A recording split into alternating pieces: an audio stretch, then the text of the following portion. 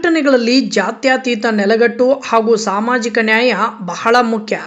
ಸಂಘಟನೆಗಳಲ್ಲಿ ರಾಜಕೀಯ ಇರಬಾರದು ಎಂದು ಎಸ್.ಎಂ. ಸಕ್ರಿ ನಿಕಟಪೂರ್ವ ಅಧ್ಯಕ್ಷರು, ಕನ್ನಡ ಸಾಹಿತ್ಯ ಪರಿಷತ್ತು, ರಾಮದುರ್ಗ ಇವರು ಹೇಳಿದರು.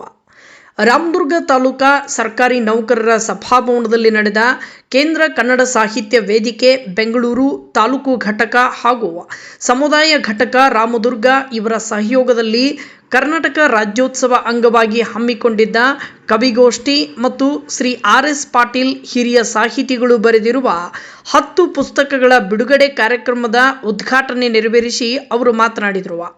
ಕನ್ನಡಿಗರಲ್ಲಿ ಕನ್ನಡ ರಕ್ತಗತವಾಗಿ ಬರಬೇಕು. ಈ ವರ್ಷದ ರಾಜ್ಯೋತ್ಸವ ಬಹಳ ಮುಖ್ಯವಾದದ್ದು. ಏಕೆಂದರೆ ನಮ್ಮ ನಾಡಗೀತೆಗೆ 100 ವರ್ಷದ ಸಂಭ್ರಮ. ಈ ನಾಡಿನಲ್ಲಿ ಇಂಗ್ಲಿಷ್ ಪ್ರಾಧ್ಯಾಪಕರು ಒಳ್ಳೆಯ ಸಾಹಿತಿಗಳಾಗಿದ್ದಾರೆ. ಕನ್ನಡ ನಾಡಿನಲ್ಲಿ ಹುಟ್ಟಿ ಕನ್ನಡ ಬರದೇ ಇದ್ದರೆ ಅದು ಅಪರಾಧ ಎಂದು ಹೇಳಿದರು. ಇನ್ನು ರಾಮದುರ್ಗ ತಾಲೂಕಿನ ಪ್ರಸಿದ್ಧ ಸಾಹಿತಿಗಳಾಗಿರುವ ಆರ್.ಎಸ್. ಪಾಟೀಲರು 10 ಕೃತಿಗಳನ್ನು ಬರೆದಿದ್ದಾರೆ. ಆ ಕೃತಿಗಳನ್ನು ಬಿಡುಗಡೆ ಮಾಡಲಾಯಿತು. ನಾಟಕ ಬಂಗಲೆ ಅರ್ಥಾತ್ ಶತಮೂರ್ಖರು, ವೀರ ವಿರಾಗಿ, ಕಾಮಕ್ಕೆ ಪ್ರೇಮದ ಅರಿವಿಲ್ಲ, ಕಾದಂಬರಿ, ಆತ್ಮದ್ರೋಹಿ, ಯತೀಶ ಶ್ರೇಷ್ಠ, ನಗೆ ಬರಹ, ನಗುತ್ತಲಿರಿ, ಕಥಾ ಸಂಕಲನ, ಕಥಾವಲ್ಲರಿ, ಕವನ ಸಂಕಲನ, ಬಾನನ್ನ ಕಂದ, ಸಾಧಕರ ಪುಸ್ತಕ, ಬದುಕು ಬದಲಿಸಬಲ್ಲವರು, ಶರಣ ಸಂಸ್ಕೃತಿ ಮಹೋತ್ಸವ, ದರ್ಶನ ಎಲ್ಲ ಕೃತಿಗಳನ್ನು ಇವೆಡೆ ಗಣ್ಯರು ಬಿಡುಗಡೆಗೊಳಿಸಿದರು. ಕವಿಗೋಷ್ಠಿಯಲ್ಲಿ 15 ಜನ ಕವಿಗಳು ಕವನ ವಾಚನ ಮಾಡಿದರು. ಸಾಹಿತಿಗಳು ಮತ್ತು ಲೇಖಕರು ಆಗಿರುವ ಆರ್.ಎಸ್. ಪಾಟೀಲ್ ಅವರು ಮಾತನಾಡುತ್ತಾ, ಕವಿತೆ ಬೆರಳು, ತುದಿ ಬೆರಳು, ತುದಿಯ ಕೃಷಿ. ಈ ಕೃಷಿಗೆ ಅಂತರಾತ್ಮದ ಕಸಿ ಅವಶ್ಯವಾಗಿದೆ. ನಿಮ್ಮ ಭಾವನೆಗಳೇ ನಿಮ್ಮ ಕವನವಾಗಿ ಮೂಡಿ ಬರಲಿ ಎಂದು ಹೇಳಿದರು.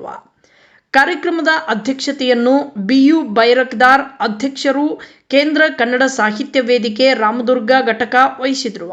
ಪ್ರಾಸ್ತಾವಿಕವಾಗಿ ರಾಜಶೇಖರ್ ಶೆಲಶೆಡಿ ಮಾತನಾಡಿದರು. ಸಮುದಾಯ ಘಟಕ ರಾಮದುರ್ಗದ ಅಧ್ಯಕ್ಷರಾದ ಆರ್.ಎಂ. ಮುಲಿಮನಿ ಸ್ವಾಗತಿಸಿದರು. ಐ.ಪಿ. ಮುಳ್ಳೂರು ಗೌರವಾಧ್ಯಕ್ಷರು, ಕೇಂದ್ರ ಕನ್ನಡ ಸಾಹಿತ್ಯ ವೇದಿಕೆ ರಾಮದುರ್ಗ ಇವರು ಕೃತಿಗಳನ್ನು ಪರಿಚಯ ಮಾಡಿದರು.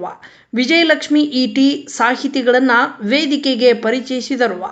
ಎಸ್.ಎಸ್. ಸಜ್ಜನ್ ಕಾರ್ಯಕ್ರಮವನ್ನು ನಿರೂಪಿಸಿದರು. ರಿಯಾಜ್ ಜೂಲಿಕಟ್ಟಿ ವಂದಿಸಿದರು. ಕಾರ್ಯಕ್ರಮದಲ್ಲಿ ಪ್ರೊಫೆಸರ್ ಪಿ.ಎಲ್. ಮಿಸಾಳೆ, ಸುರೇಶ್ ದೇಸಾಯಿ, ಕೇಂದ್ರ ಕನ್ನಡ ಸಾಹಿತ್ಯ ವೇದಿಕೆ ಹಾಗೂ ಸಮುದಾಯ ಘಟಕದ ಪದಾಧಿಕಾರಿಗಳು ಹಾಗೂ ಸದಸ್ಯರು, ಶಿಕ್ಷಕರು, ಬಿಆರ್ಪಿ ಮತ್ತು ಸಿಆರ್ಪಿಗಳು ಭಾಗವಹಿಸಿದ್ದರು. ಹಲಗತ್ತಿ ಶಾಲೆಯ ವಿದ್ಯಾರ್ಥಿಗಳು ಪ್ರಾರ್ಥನೆ ಮತ್ತು ನಾಡಗೀತೆ ಕಾರ್ಯಕ್ರಮವನ್ನು ನಡೆಸಿಕೊಟ್ಟರು. ವರದಿ ಬಿ.ಎಂ. ಬಿಸ್ನಾಳ್.